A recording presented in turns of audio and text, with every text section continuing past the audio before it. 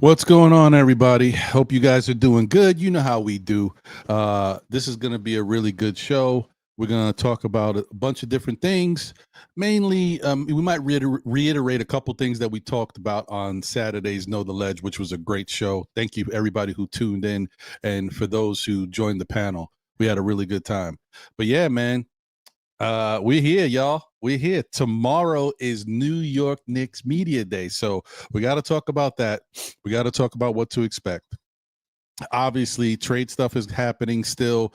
We don't know what's going to happen, when it's going to happen, but we assume it's going to happen because the Knicks just don't have enough roster flexibility. There is a chance that they could have a training camp battle and only everybody fight it out for that one spot, but most likely that's not going to be the case. So we're going to talk about the trade scenario stuff once again. Also, the captain, Brunson, he's primed and ready to have a big season for the New York Knicks. Sounds like he's all in. And that's what we love to hear from our captain, as well as other things that are happening in New York Knicks, rumors, whatever you might think of. And don't forget the call-in show. So stay tuned. We're definitely excited for tonight's show. Once again, I appreciate all y'all. Let's go. Say go, New York, go, New York, go. Say go, New York, go, New York, go. Say go, New York, go, new team, it's the same dream. New Knicks City uniform, they stay clean. I just caught mine off of Fanatics in the garden with my hands in the air, we back at it.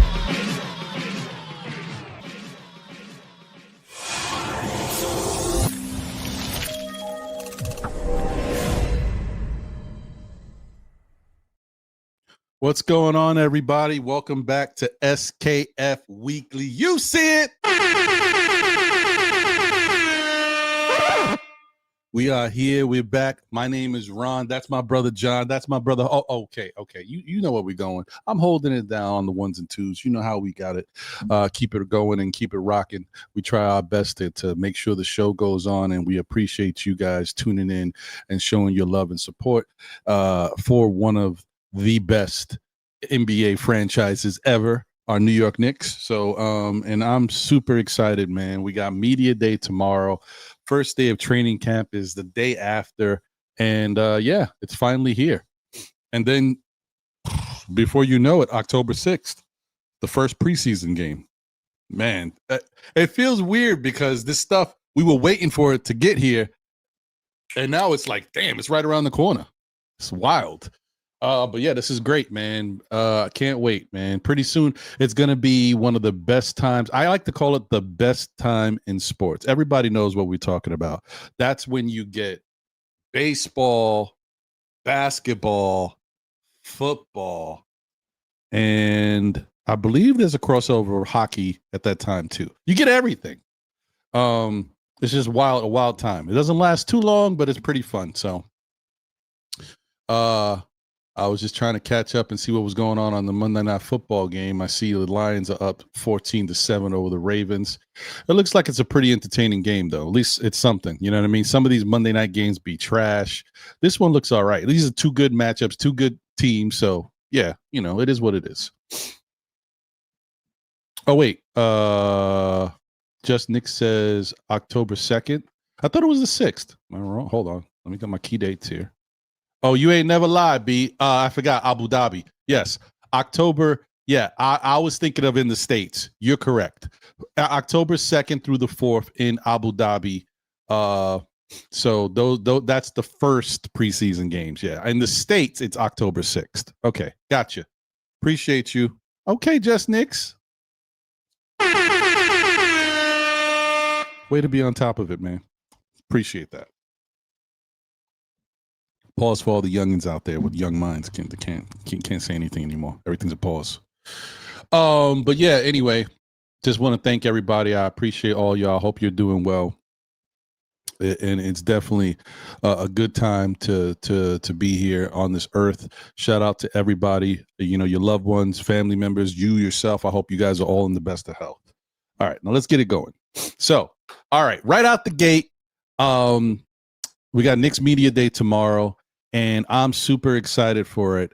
But there's gonna be, you know, bunch of different things that may not interest everybody. You know how it is, media day. There's going to be some moments where they actually give us some information, but I don't know, because every media day, have you guys noticed every media day for the New York Knicks? It's so weird. It's never the same. So you don't know what to expect. One year it was it was super dope. I mean, it was fire. They had all types of different looks and camera angles and all types of views, and they were doing all types of stuff, right? Then there was another year where it was more news conferencey, right? Then there was another year where it was this was the one where everybody was getting interviewed by different people. The kids, I think it was a little girl who was interviewing people, interviewing Mitch and other things, and they were doing different things, and it was showing like behind the scenes, watching the players go from one room to another room and set up for different photo shoots and all that stuff. So every year it's something different. I hope this year it is entertaining, but also gives us something to go off of. You know what I mean? Like, I mean, I love my Knick players, but I mean, I'm gonna see them all the time. I can watch a highlight if I want to see what they look like. You know what I mean? Like, I don't need to see them just walking, you know, from one room to the next room. It's cool, but you know, I'd like to get some more insight and some information, especially on a year where you got a whole I don't want to say a whole, let's say 95% or 90% brand new coaches. Let's go with that. So there should be something they can give us. You know what I mean? But we'll see. We'll see what happens. Anyway, shout out to the chat. Appreciate you guys as always. Thank you for tuning in. Shout out to Kerry Cox in the building. What up, Kerry? Good to see you as always. Appreciate you. Randu 1973 is in the building. Appreciate you. He says salute, Ron. And Kerry says salute, Ron. And Randu, thank you for being a member of the SKF Army. Shout out to Nostalgic Nick in the building with the fire emojis. Appreciate you. Always good to see you. Kareem Grant is here. Salute, Kareem. Salute, everyone. Much love, Ron. Just Nix is in the building. Just Nix coming through in the clutch. Appreciate you. He says salute. Dripmore in the building. More fire. I appreciate you. That's the preferred borrower of still Knicks fans and the Knicks community in the building. Dripmore. Let's go. We also got Rasul Thomas in the building. Salute, Ron. Appreciate you, bro. JJ's in the building. What up, JJ? Salute, Ron. He says, what up? Man, I wish our Mets was doing a little better. I'm so frustrated right now. I don't even want to just take me away. Can't deal. Come on. I don't know. Flabbergasted. I don't know what to say. Shout out to my guy, I am Jarrell in the building. Says salute to Ron in the chat. And, you know, just I had a little time, so I'm able to kind of see what's popping. Shout out to I am Jarrell, and please support him with his diehard Giants podcast channel. I believe he has a show every Tuesday. So, or, you know, after the whole week of games is done, every Tuesday night he has a show talking about the weekend Giants. You know what I mean? Like what took place. So tune into that. You can correct me if I'm wrong, Jarrell, but I think I got your schedule down now. I got it. So stay tuned and show him some love, of course. Not to mention Jarrell's, you know, obviously his contributions to Nothing But Knicks and his contributions to the Queen Dope Soul Sports Talk and Queen's Court, all that good stuff. Shout out to Benjamin B in the building. What up, Benjamin? He says, don't trade any of the kids. We aren't the NBA's BITC star and get finessed for pennies on the dollar. I mean, listen, man, look, unfortunately, there's just no way around it. They're going to have to trade one of these dudes because they need a spot. What are we going to do?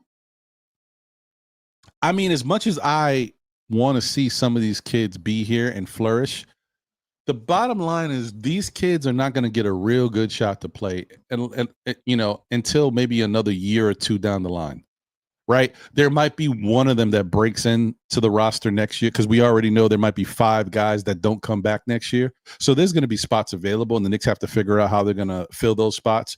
But there's a chance that, you know, 1 or 2 of these young guys could make the rotation and be a part of it next year. But if these guys stay on the team, the young guys, for the most part, most of them ain't going to be on the team like the rotation next year. They're going to have to be sitting for another year. You just hope that maybe one or two of them rise to the top.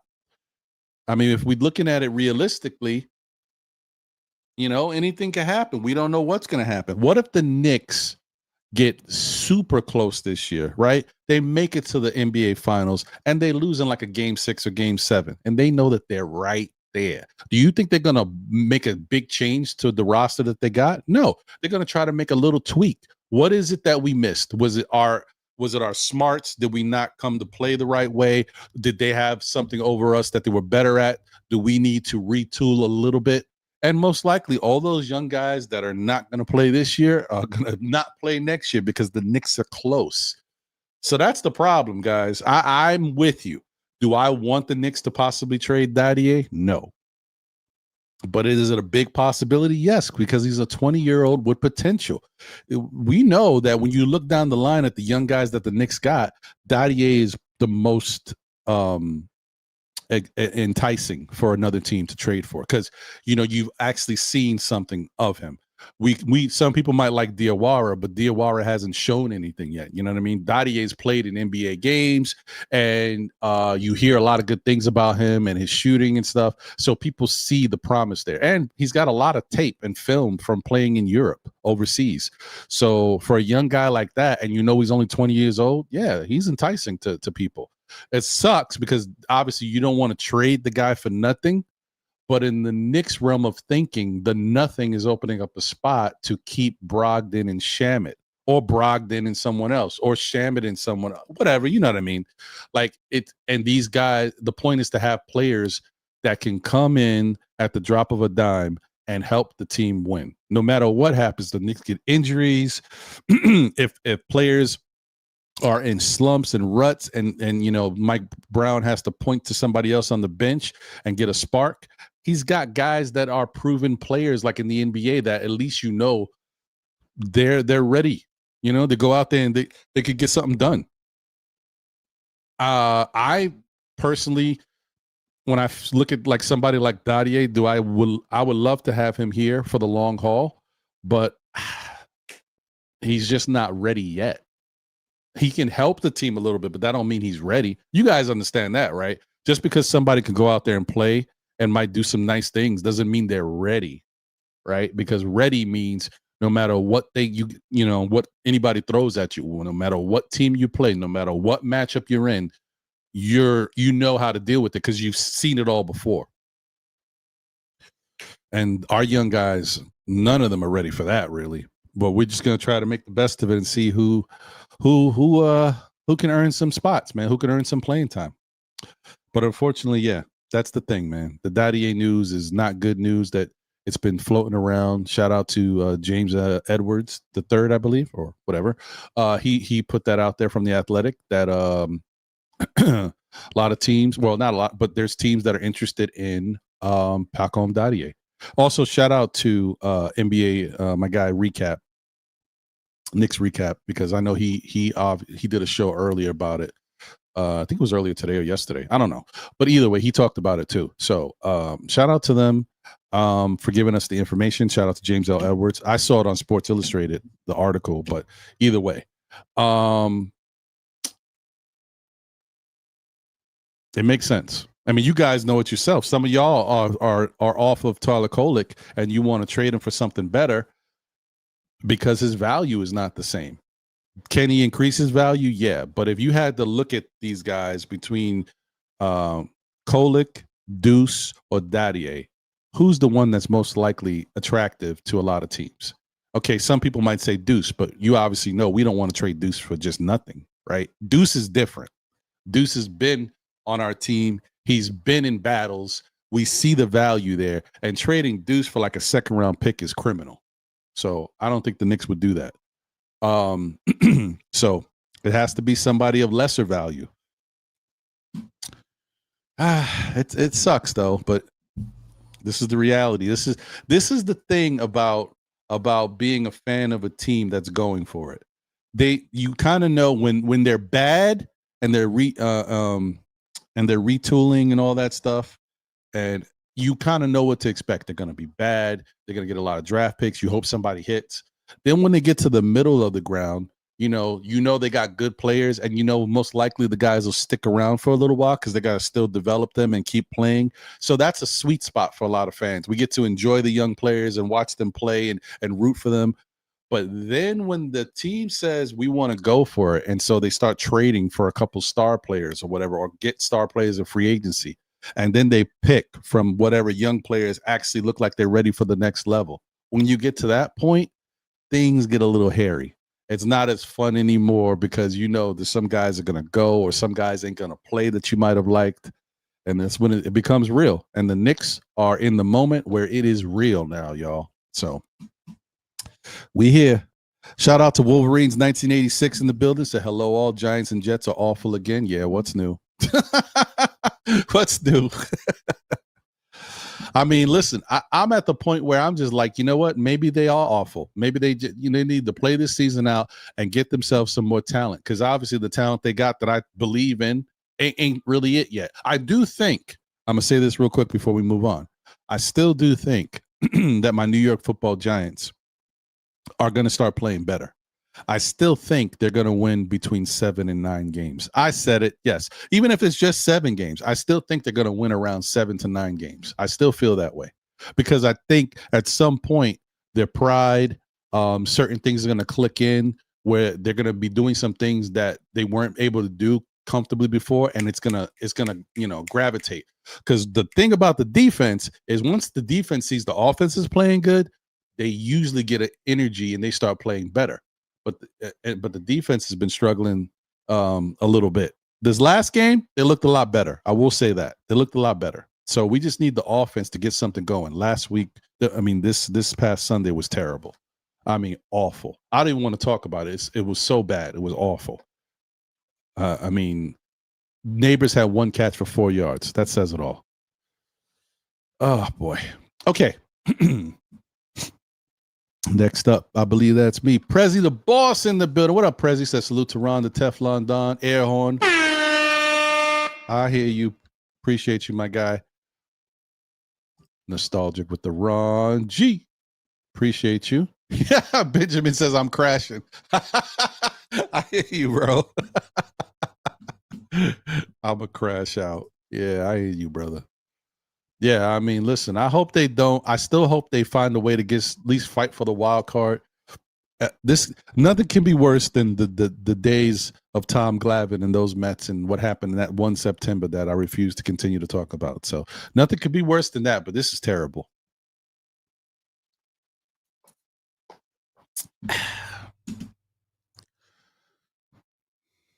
All right.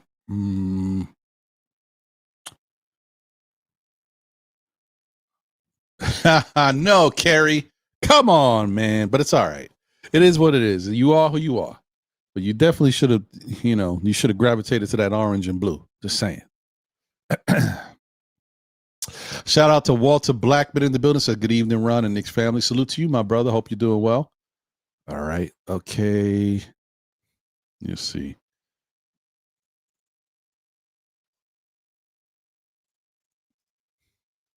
Double D is in the building. Says, salute to you.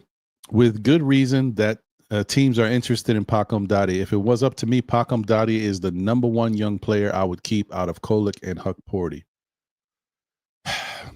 Honestly, that's fair. I'm a big. I don't want to say I'm a Tyler Kolek guy. I like what Tyler Kolek could do, but I'll be honest, even me, I know that he hasn't shown all of it yet, so I can't be too crazy about him. But Pakom Dadiet's potential, when you know that the guy came to the States being able to play defense, being able to shoot a 3. We were told that he in Europe was one of the best slashers. Some coach scout said he's one of the best slashers he's ever seen. He just makes solid cuts. He knows where to be on the floor. And he was 18 at the time. He's 20 now. That's a tough guy to get rid of. And he's like 6'8", maybe 6'9" now, and they say he's still growing a little bit. That's a tough one. I ain't gonna hold you. That's a tough one to part with. because the Knicks don't do that great at really finding young talent all the time. And so when they do and they have to get rid of them, that's a tough one. I mean, don't get me wrong. I love Kevin McCullough Jr. That's my guy. And do I think that Kevin McCullough Jr. can be just as impactful as Dadiet? I do. But I understand that he's a different player, right? We might need the 6'9" guy more than the 6'6" guy.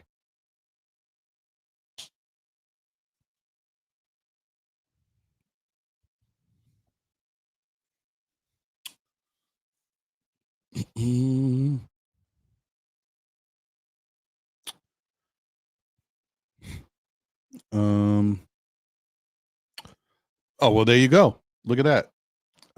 Carrie says, I agree with that, but the Knicks must see something in McCullough. That's true. I mean, look, I will say the difference between Dadiet and McCullough is two things: height and 3-point shooting, right? Dadiet is a better 3-point shooter, and he's got more height. But defensively, they're both good defensively, and McCullough might be even better defensively than him. I ain't gonna front the slashing thing. Dadiet is pretty good at that too. But the difference is McCullough is pretty good at taking guys off the dribble and getting to the rim. So, half a dozen, one or the other, you know what I mean? And the other thing is McCullough has shown that he's aggressive. You know what I mean? He's aggressive. That aggression thing, that's the type of thing that you need in the NBA to kind of propel you, right? It can take you out of slumps. It can put you on people's radars. It can show coaches that you're active. Being aggressive is a really good trait to have. As you guys know, we saw that when a player is not aggressive, he can fall out of favor with an organization. Look at Quentin Grimes. Wasn't aggressive, and he needed to be aggressive. Then he gets traded. He moves on, to another team. He doesn't really get a great shot with Detroit. Then he goes to Dallas, or was it Philly first? Either way, he starts to get a shot, like an opportunity, and he gets aggressive.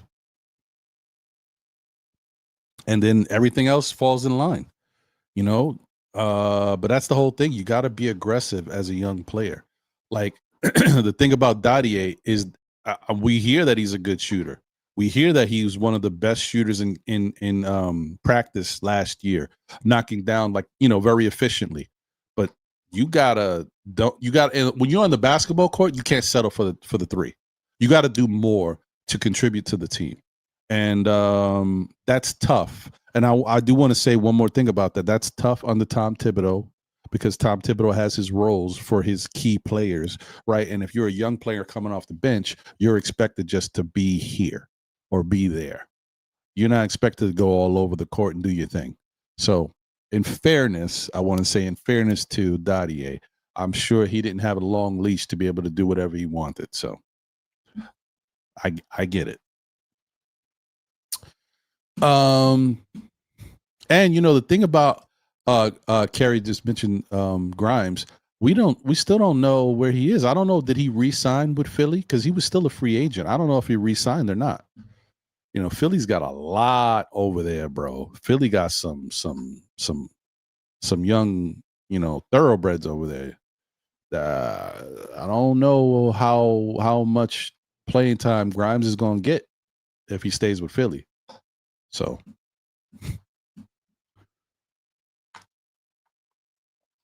yeah, he's still unsigned. Yep. Okay. Well, yeah, that's a shame, but that's the type of thing that you can see, because Grimes is at the point where he knows, there's not a lot of times you get an opportunity to go show out like he did with Philly and what he did for a little while with Dallas. So he's trying to get money while he can. I mean, I played good. I was basically the person. There was nobody else, but I was doing what I had to do. I'm trying to get paid a little bit. Yeah, I would wait too, as long as he could. But season about to start, so I don't know.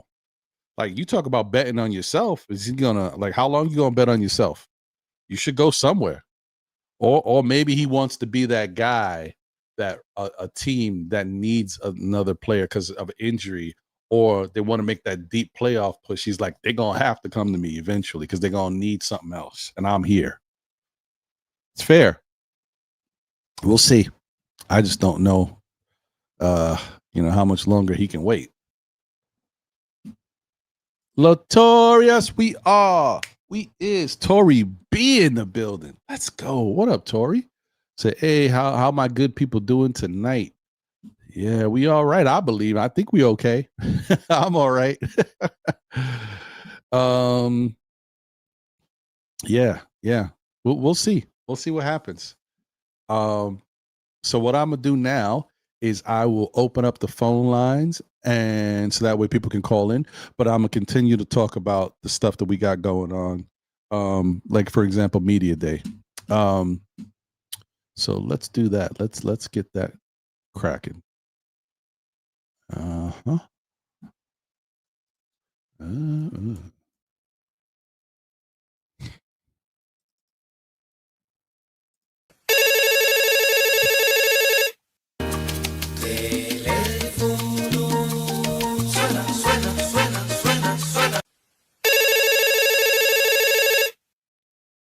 Yes, that's right. Time to call in, y'all.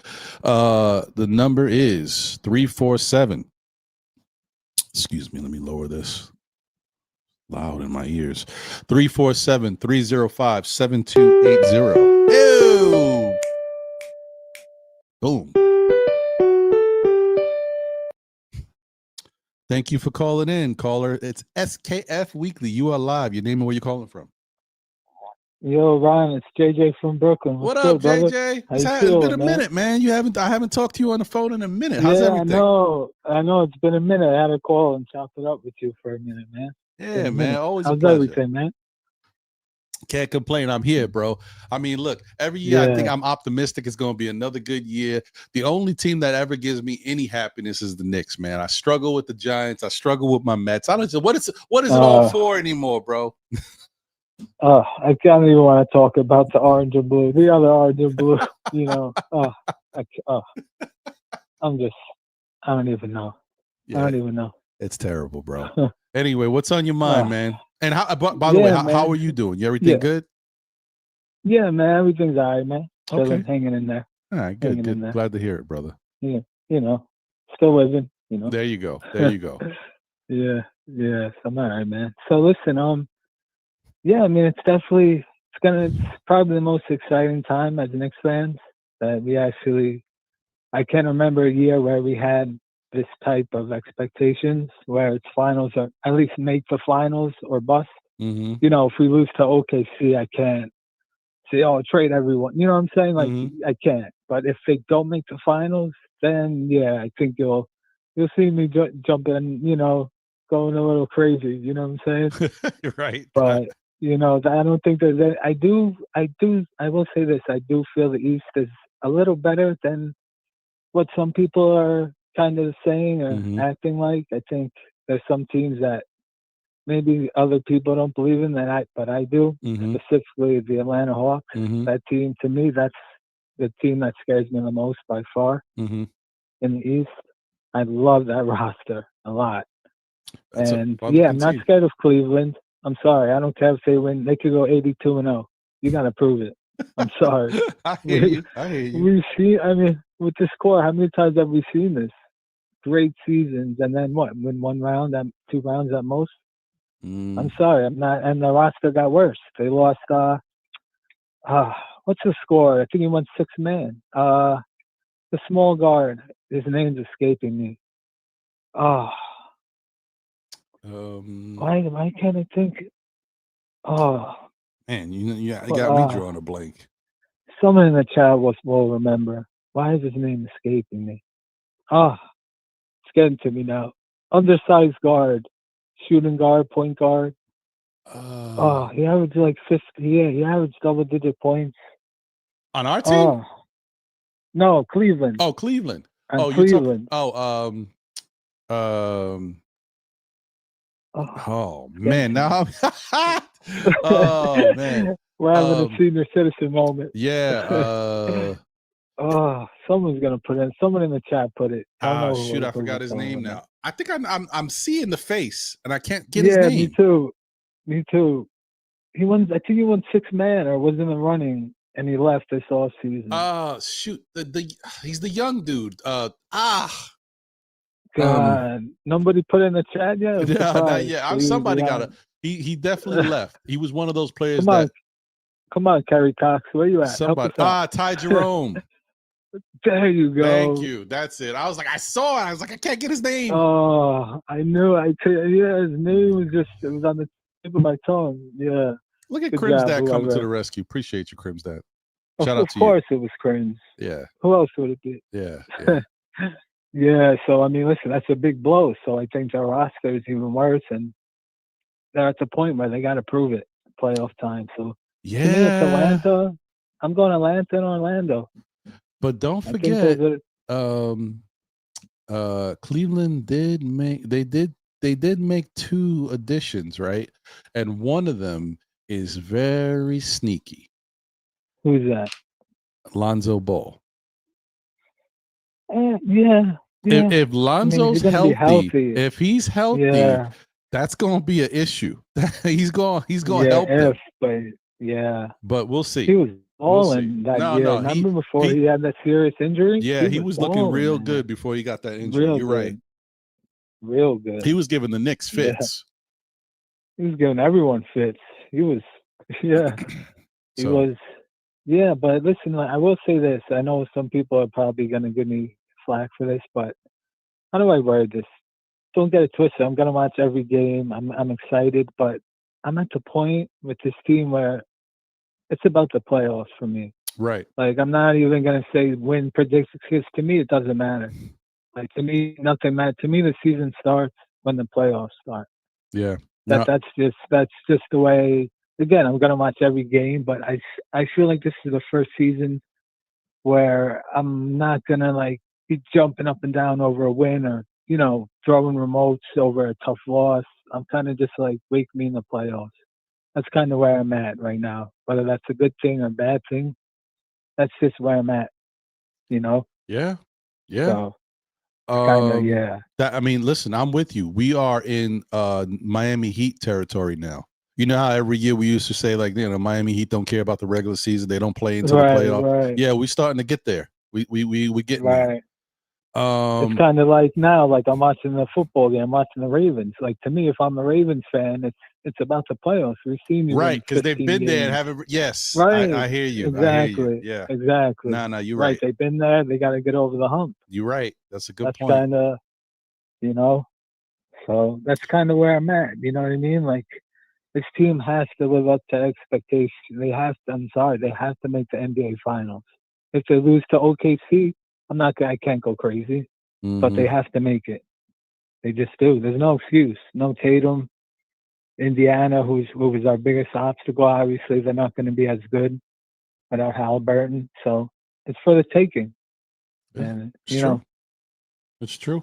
Are you excited for media day tomorrow? Nah. I don't. Nah.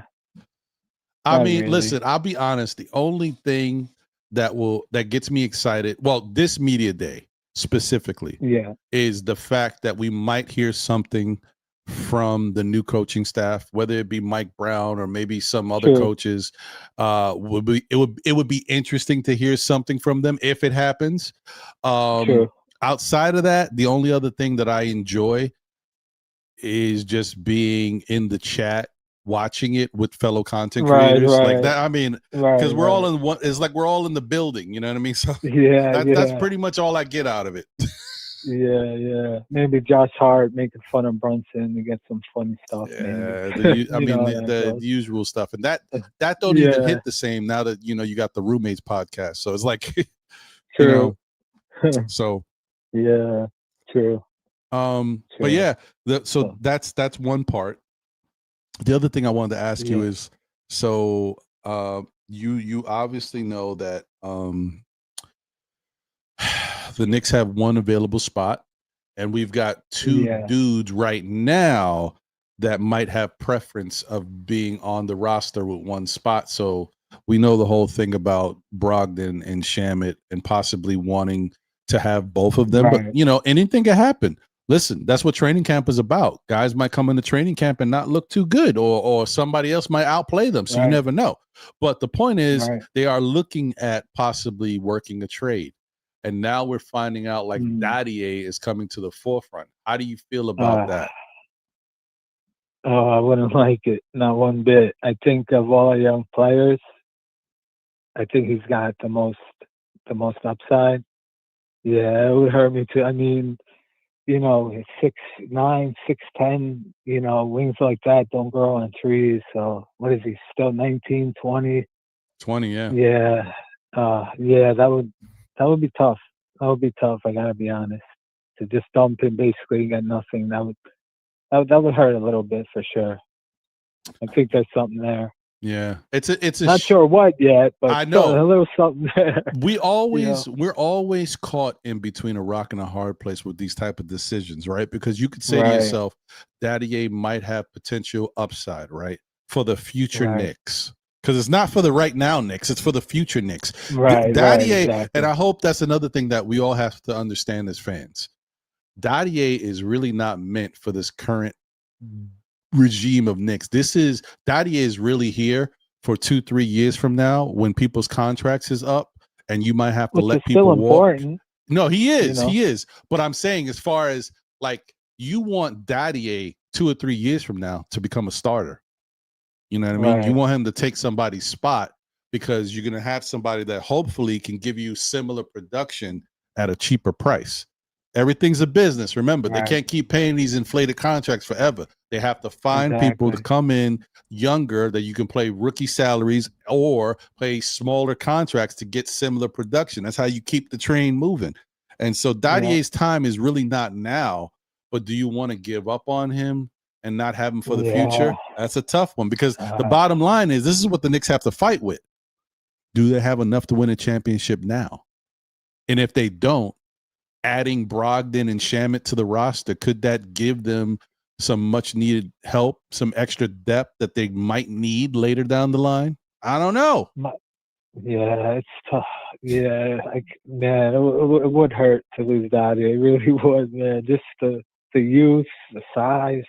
I mean, listen, so you kind of mentioned the names, Shamit, Brogdon. Mm-hmm.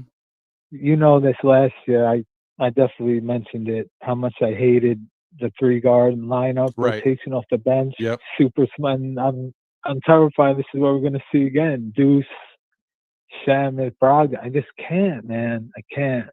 But how many times last year that we had Deuce or Shamit guarding a DeAndre Hunter? I mean, you're talking 6, 7, 8-inch size difference. And this is why Dadiet, I wish like he was ready or would get the minutes because that's what the bench is missing. This bench has a glaring weakness at the wing spot. We need like that 6'8", 6'9" wing desperately. That's why I was hoping Dadiet could be that because I do not want to see the 3-guard tiny lineup. I mean, these guys, there's going to be nights where they're going to be guarding guys that are 6'7", 6'8", 6'9". What does Shaq say? Barbecue chicken? That's what those guys are going to be. Barbecue chicken. How many times DeAndre Hunter scoring on Deuce or Shamit and he's doing the too small thing? Damn right they're too small. You only got 6 inches on them, I mean, I don't want to see it. The first time I see it, it's going to be like, oh no, not again. Like it's too small. It's just you got 3 undersized guards. No. It stinks. But, the flip side, too, is I hate to think about it this way, but, I think the Knicks have to think differently than we do. If they feel like Dadiet is a good trade chip and that's what people are asking for, maybe they say to themselves, listen, we like Dadiet. We may not have a Dadiet, but we have a McCullough Jr. We may not have a Dadiet, but we might have a Diawara. You know what I mean? Like they might be kind of checking the boxes down the line. Like this is the reason why we brought in all these young guys that have different styles of play so that if we had to get rid of somebody, we got somebody else. I'd rather trade a McCullough. I'd rather trade a McCullough than a Dadiet. Oh, you scary on that. I don't know if I can agree with that, man. I don't know. You know what it is? Like McCullough, I mean, that's not a knock, but he's already like 25? I mean, Well, he's 24 still, but yeah, he's gonna be yeah. Yeah, he's a super old young player for rookie last year. The thing is, McCullough might get the green light sooner than later. It may not be this year. True. I mean, he may get a little taste this year to show what he can do, but he might be ready to play next year. As opposed to Dadiet, who still has to, get comfortable. Because the only thing about Dadiet, I think we watch him. He just doesn't look all the way comfortable yet. We know he's got game. We know he can do things out there. He just doesn't look like he's at home yet. Right. So I agree. Super raw. Super raw. But yeah, man. I mean, I don't want to take too much time. No, you good, man. I hear you. Want to get on. Nah, I appreciate you, JJ. Thank you for the call, man. Yeah, man. Always a pleasure, brother. It's been a minute. Yeah, man. Yeah, don't be a stranger, man. No doubt. I got you, man. Have a good one. Take it easy. All right. You too, man. Have a good night. Man. Later. Appreciate it, man. Peace. Later.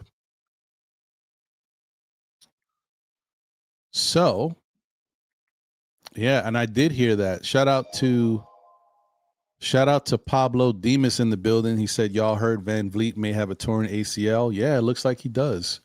I mean, it hasn't been confirmed yet, but it looks like he did. I think it was like practice game, like pickup games or what. I don't know, whatever.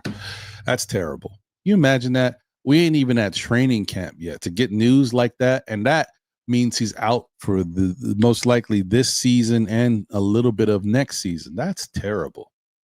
Phew, man, that's horrible. Shout out to you, Pablo. Thank you for getting that information out there. Top Notch T is in the building. What up, Top Notch? Good to see you. So I hope Diawara is a beast at 6'9". Me too. Nick's got to find that's another thing. Diawara is someone else who won't play, right?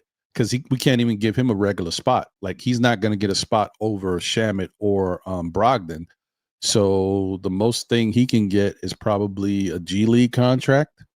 You know what I mean? And and those contracts, because it's not a two-way contract, so there's no protection. Those contracts, if somebody else likes Diawara, they can snatch him up.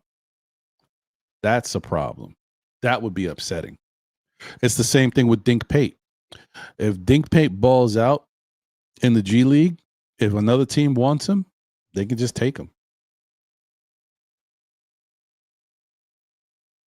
That kind of stinks. But the Knicks don't have any flexibility. They can't afford to pay insurance for someone like Dink Pate or Bryson Warren. That's why they had to waive their exhibit contracts. Yeah, I mean, that's so I guess what's being said is that's why people think Diawara is going to get that second round rookie exemption contract, because the Knicks are, they want to protect somebody. He might be the candidate, but I think they also want to kind of see a little of training camp, see how guys look to make the decision as to who they want to give it to. Because another guy who's not even being talked about right now, is quiet, is James Nagy. And James Nagy doesn't have anything. He doesn't have the second round exemption contract. He's not on a two-way contract. He's not on an Exhibit 10. He's not on an Exhibit 9. He's just sitting there. They do, the Knicks do have his rights, but so I don't know. I don't know what's happening with James Nagy right now. Once again, shout out to Crim's dad. Thank you for being here, my guy, and thank you for being a member of the SKF Army as always. Shout out to Sherwin in the building. What up, Sherwin? Good to see you as always. Norvell Kelly is in the building. Are you an Indiana fan, or were you just referring to something else?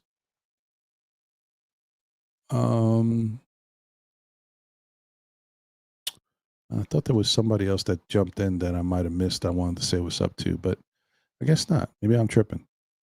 Oh, Deron Wayne. What up, Deron? Appreciate you. Thank you for being a member of the SKF Army as always. And shout out to my guy, Sha Powers.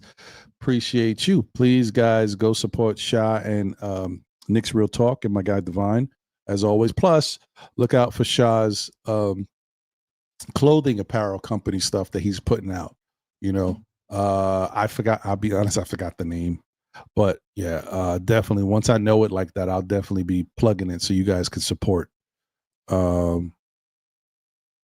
Appreciate all y'all. HRM is in the building.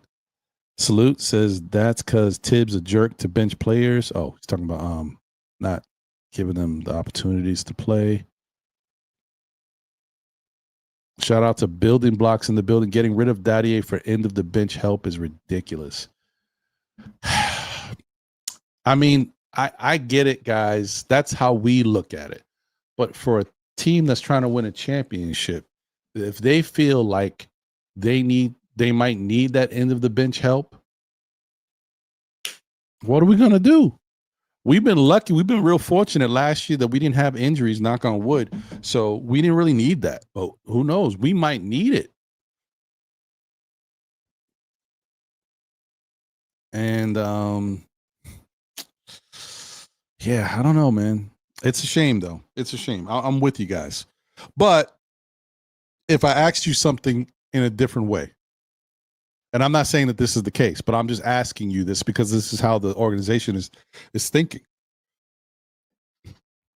Would you rather the Knicks play the kids, Diawara, not out all of them, obviously, because we know we can't play all of them. You know what I mean? But would you rather them sprinkle in a McCullough, Diawara, Dadiet, and roll with them off your bench instead of relying on, guys like Yabusele, Jordan Clarkson, Josh Hart, Mitchell Robinson? Would you rather these guys get their chance, Ariel Huck-Porty? Would you say that you would feel comfortable with them rather than those guys?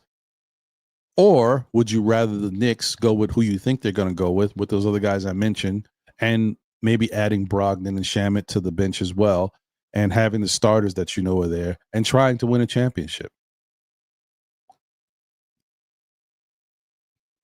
That's it. I don't, and I'm not saying they will. I'm not saying they're right. I'm just saying that's usually that's the way things go when you're there and trying to win a championship. Unless you are OKC, that has somehow figured out how to do this with all young players for the most part.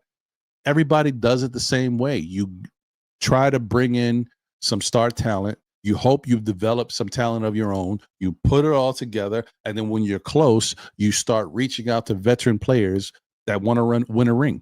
That happens to every single team.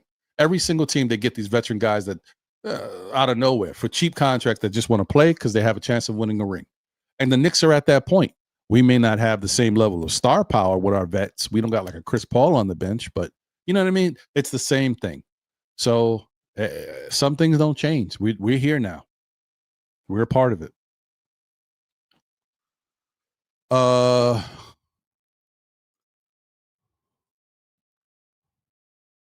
Yeah, and I'm not even talking about the two-way guys. There's just, oh boy. And know that,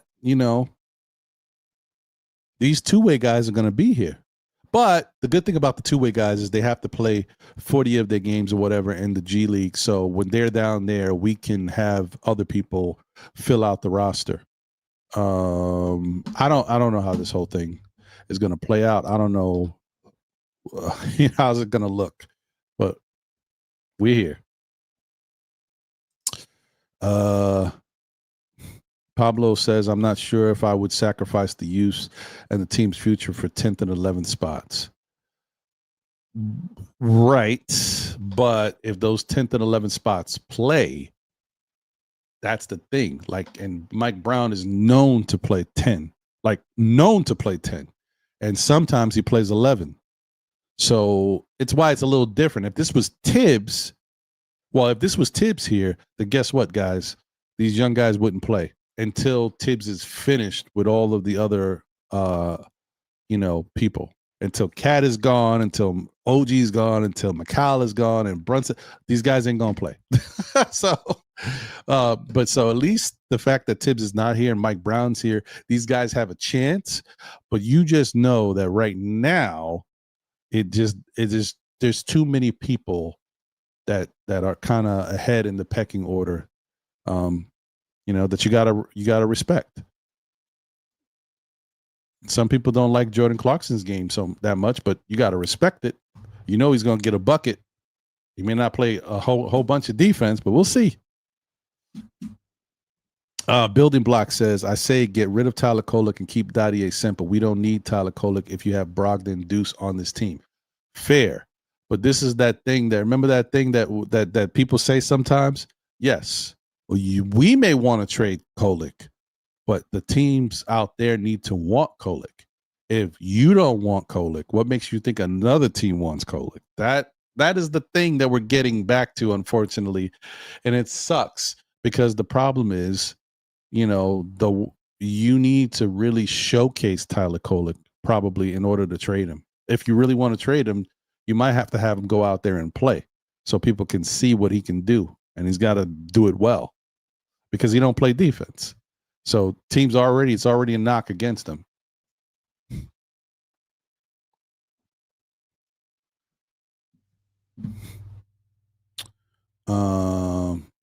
Oh, and yes, we need money too. We need to free up the spot because we need the money as well. That's another thing. Good point. Kerry says, what happened with Matthews? Nothing. He's coming to training camp. He'll be around, but he's probably, I think Fritz nailed it when he was on the Saturday show. Not this past Saturday, but 2 Saturdays ago. When he said he believes or feels that the Knicks are giving themselves a contingency plan. Matthews and Landry Shamet are similar. Shamet's a better defender, but Matthews is just as good of a three-point shooter. Right? So you bring in Matthews to training camp.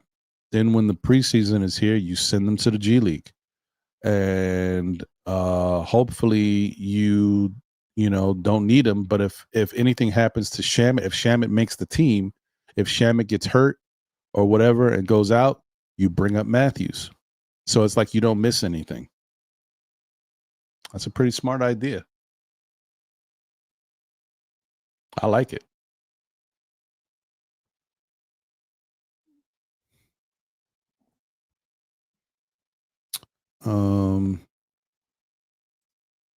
Yeah, but they wouldn't. They wouldn't add Shamet to the trade package.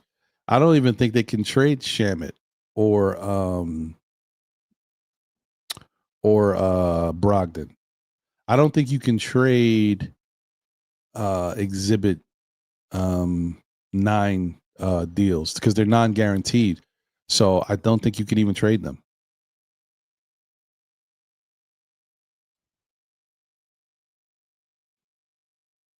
And that is the truth. Pacome can be moved by himself. Yes, people like him. So, Matt, I don't think Matt Ryan's going to be here too long, Kerry. I think he's just here for the training camp. He'll be probably invited to the G League as well. And if he wants, unfortunately with Matt Ryan doesn't really have a lot of promising options, if you will. I think he just wants to play basketball. Why not? And maybe he likes the New York area. Why not play for New York's G League team? You know what I mean? In Westchester, and just be around this area. At this point, it's all about him being comfortable playing in someone's city or someone's area. Just where do I want to be? Right? Because he's kind of fallen out of love with the NBA franchises. They're not really checking for Matt Ryan right now. So it's all about, making some money in the G League, whatever, to support your family. Especially, I don't know how much they get paid, but I'm sure they get paid probably more than I get paid. So I do it.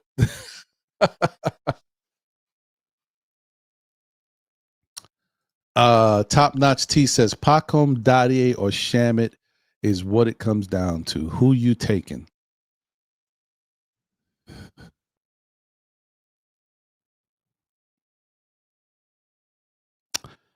I mean, look, honestly, I'm a Shamit guy, right? I think the Knicks needed Shamit, but they also went out there and they gave an invite to Wesley Matthews. I mean, Wesley, is it Wesley? Whatever his name is. Yeah, I think it's Wesley Matthews. Or no, something else Matthews. But whatever. They gave the invite to Matthews, right? And they both shoot similarly. So I didn't really care who it was. I just want them to have another pure 3-point shooter. Like, because the Knicks can shoot threes, but like I mentioned in the Garrison Matthews, thank you. Garrison Matthews, that's it. As I was saying before, the Knicks can shoot threes, but a lot of the players had down years, right? And even the ones that shot threes, they're good, good shooters, but guys like Garrison Matthews or Landry Shamet are volume 3-point shooters. Like once they get going, they could just keep knocking them down. And I think the Knicks need to have at least one of those guys available. So it doesn't have to be Landry Shamet. It could be Garrison Matthews. I'm okay with that. And you can keep Brogdon, because I do understand that the Knicks need themselves a backup point guard that they can believe in. And they're still not quite sure about Tyler Kolek, so that's why Brogdon is probably the safe bet. He's getting that spot, most likely. So the one that we already have available. We just got to go from there.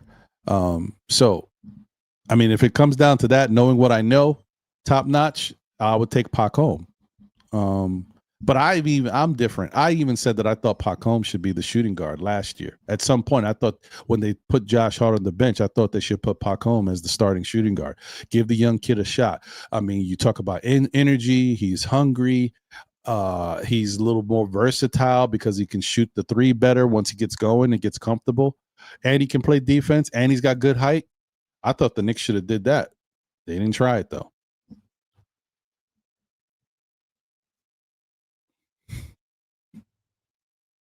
So it is what it is. It is what it is. Shout out to you guys once again. The what time is it? Okay, a little while longer. Call-in number is 347-305-7280. If you want to call in, once again, it's 347-305-7280. Going to shut it down a little bit. For right now, we still rocking. Building Block says, y'all should have faith in Leon that he can move Kolek for a second-round pick. I mean, I think he can. And I think even Utah would be okay with that. I mean, he fits right up their alley, right?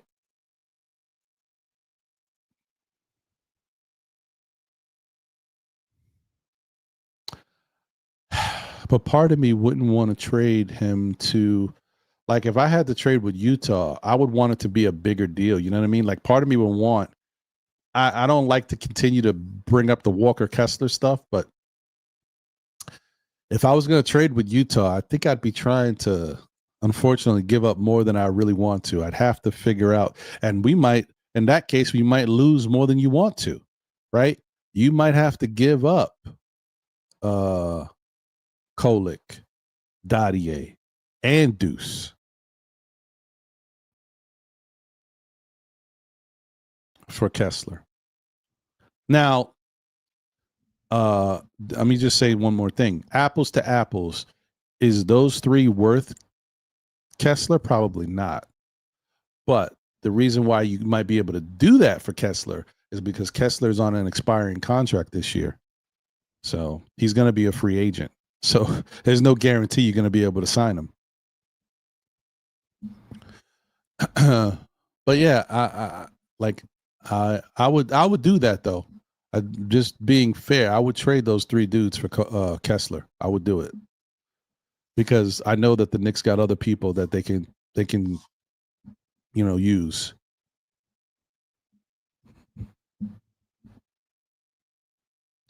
Right now, Walker Kessler is only scheduled to make 4.7 million, 4.8 maybe.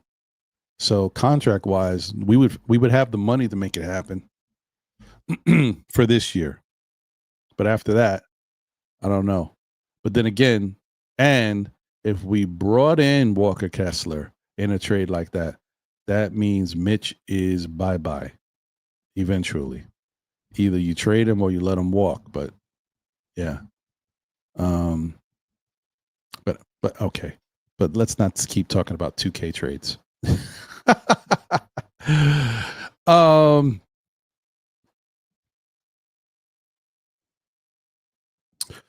Top Notch T says, wish we could let Kolek go and grab Patrick Baldwin Jr. Yeah.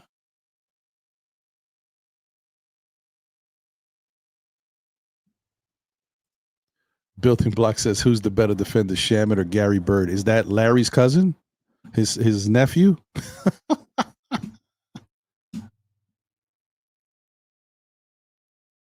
I did hear that too, Kerry. I heard Brooklyn has some interest in Kolek.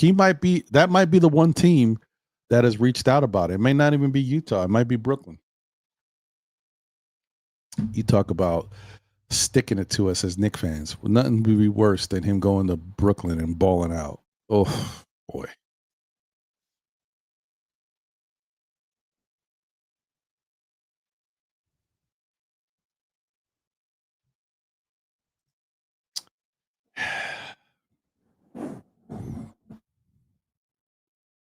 It's tough. That's tough, Russell. I don't know, man.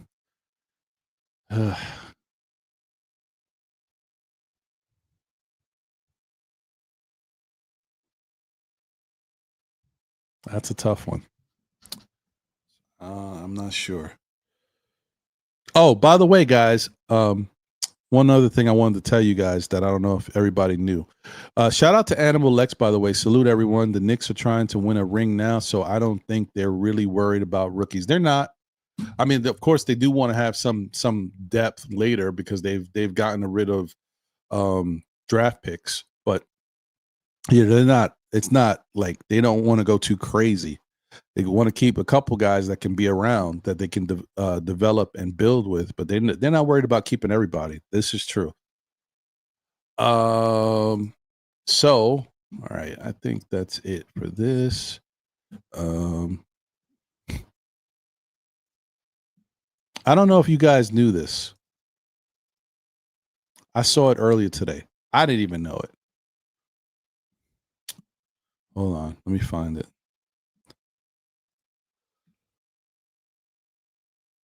That's a big sneeze. Do I still have it here? Shoot.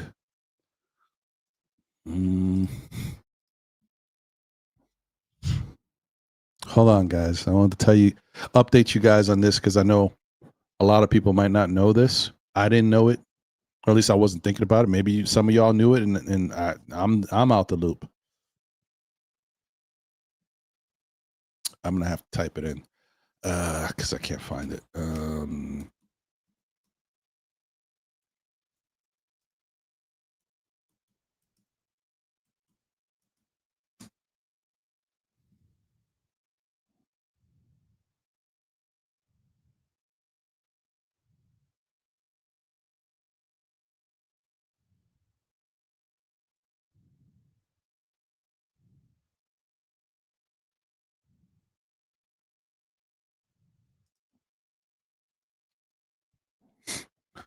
Okay, here we go.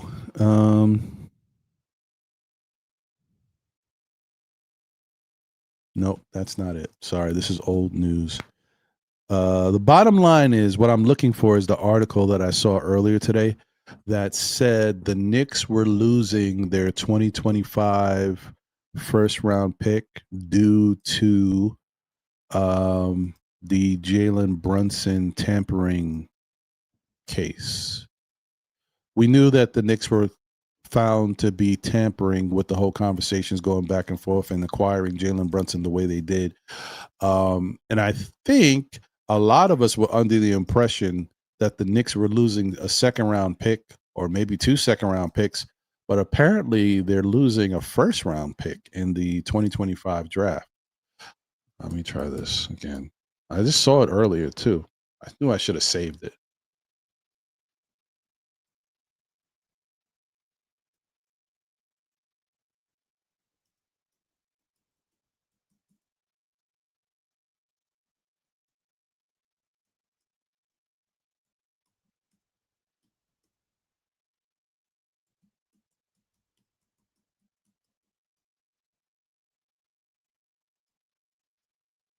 Let's see.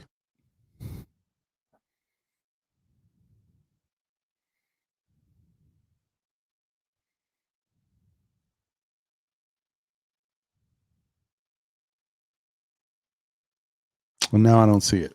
That's great. Whatever. I need to save this stuff.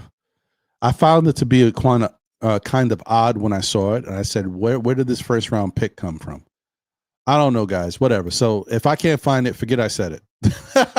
Until I can find it, I'm gonna forget I said it. It is what it is. I didn't see it. Whatever. It doesn't exist to me. I don't know. I saw it, and now I don't see it. So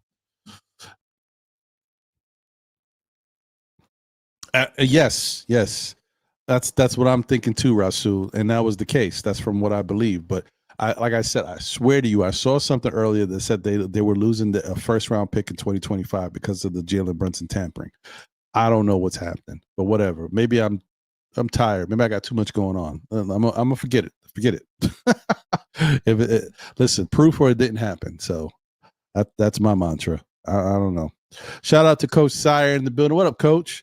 Said, did JJJ just sign a deal in Memphis? I think he did earlier in the year. I think he signed his extension earlier in the year when everybody was talking about it. Remember when the trade stuff started happening and we're like, oh, the Knicks are trying to look into JJJ. Around that time is when he signed his extension. So McCullough is tougher on the boards than Dadiet. Probably true.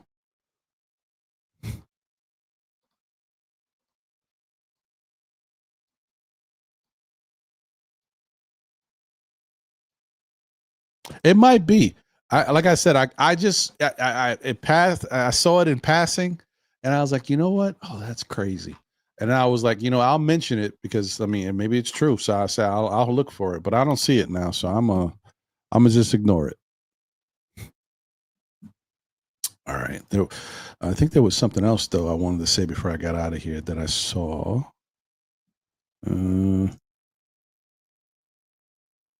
Maybe not. Maybe that was all the news that I saw. There's not a lot of headlines right now. We already know kind of what it is. Training camp, 2 days away, media day tomorrow. The only real breaking news was that we found out that teams are interested in Dadiet as the one that they would like if the Knicks have to make a trade of one of the young players to free up a spot. Yeah, I think that's pretty much it. I don't think there's any other breaking news that I saw that I think that really needs to be something we got to worry about right now. We just got to let the rest of this week play out, get some training camp stuff, get the team working together, get the coaches' reports, letting us, hear more about them accessing what they got and what they plan to do.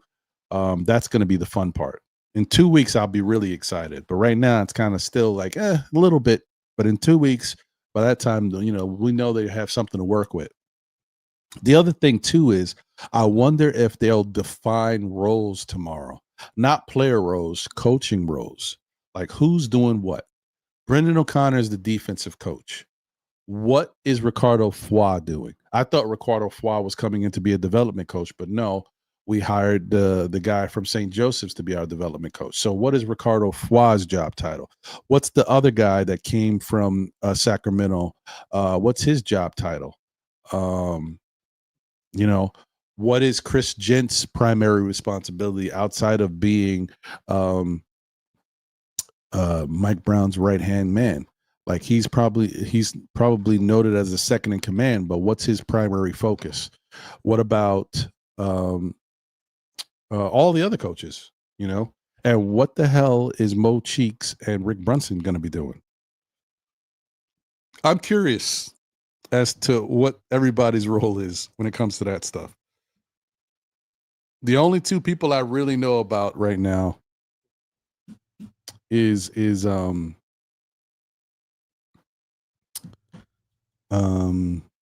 Chris Gent and Brendan O'Connor.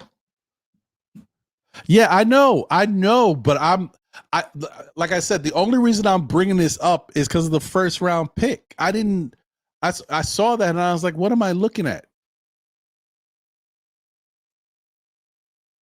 Because I knew we didn't have a first round pick in this year's draft. We drafted a second round pick, but I didn't know that the first round if that was the case, that the first round pick was lost in tampering. I don't know if that's true. The news information that I saw might be wrong. Maybe they're wrong.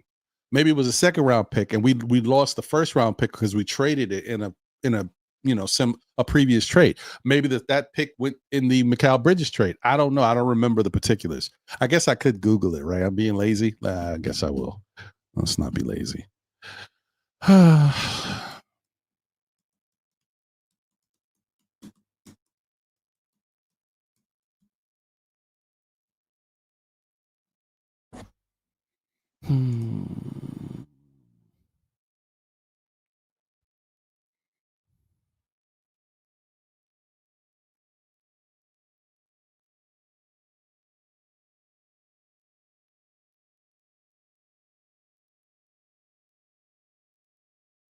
This doesn't give me my answer. So, because we traded Bogdanovich, we traded Diakate, or however you want to say that. We traded Shake Milton. We traded an unprotected first round pick in 2025. Unprotected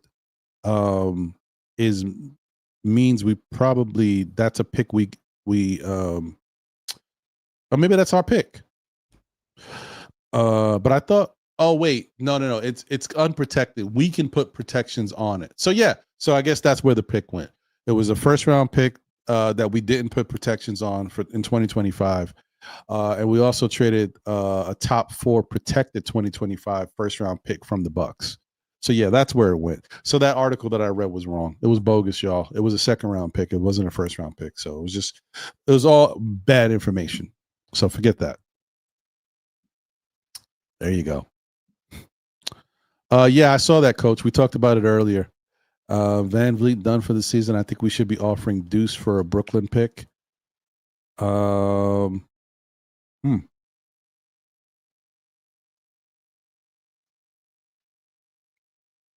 Wait, Deuce for a Brooklyn pick. Oh, I see. I get what you're saying.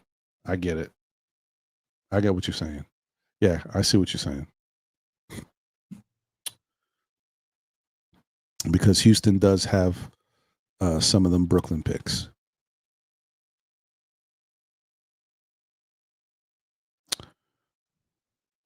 Ooh, that's a good point, JJ. He said it could be Reed Shepherd's time to shine. I mean, they just did draft him 3rd overall, and Reed Shepherd can go get it. That team is loaded, man. They loaded. Even without Van Vliet, they still got a really good team. So we'll see. Anyway, guys, I want to thank you all for being here and rocking with me. Appreciate you staying tuned. Shout out to everybody tuned in on X, everybody tuned in on YouTube, and those that tuned in on Facebook. Shout out to my guy, Carlos Rivera, my brother, on Facebook. Appreciate you, my bro. Good to see you. Yeah, man, it is what it is. We're going to go from here.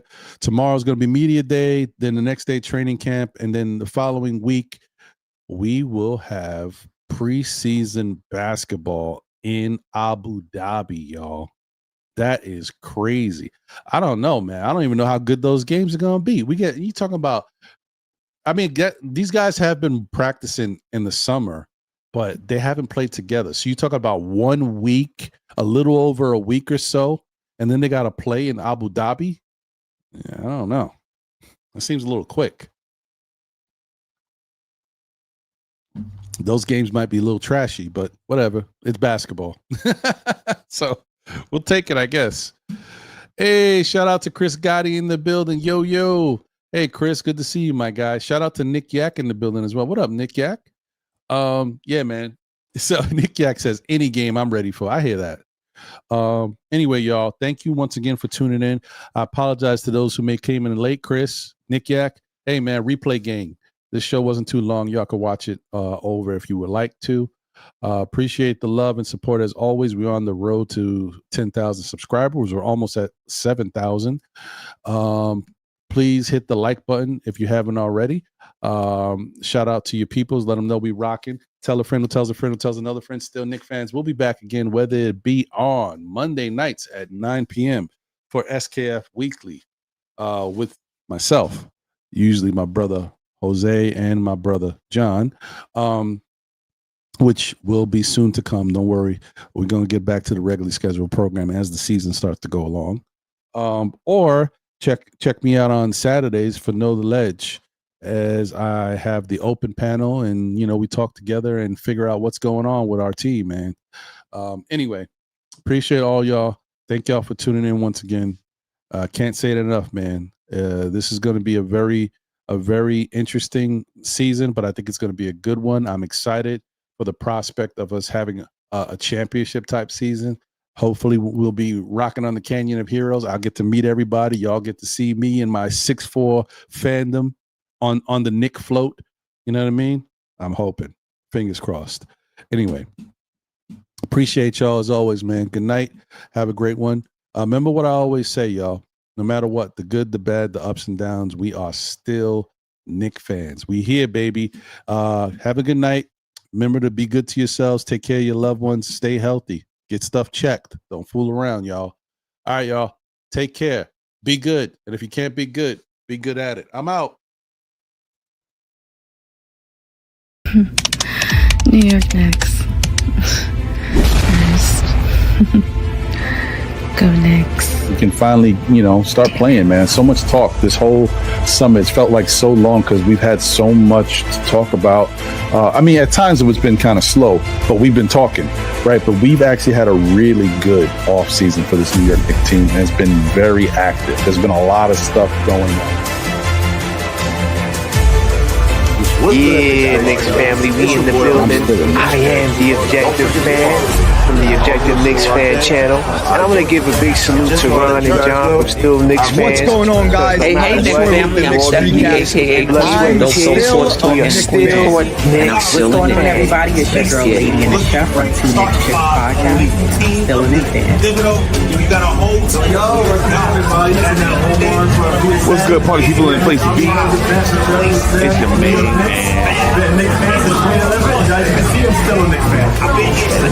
What's up, everybody? This is Steve Block 21 at Two Knicks Chicks Podcast, and I'm still a Knicks fan. Yo, this is your boy Sim from Nothing But Knicks. Through all the struggles, through all the heartache and pain, ladies and gentlemen, I am still a Knicks fan.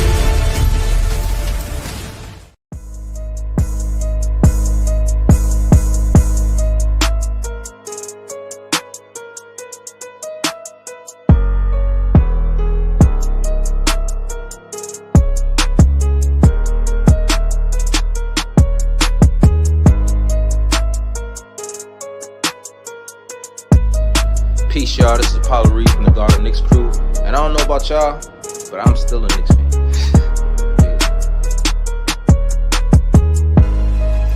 I'm still here. We're still here.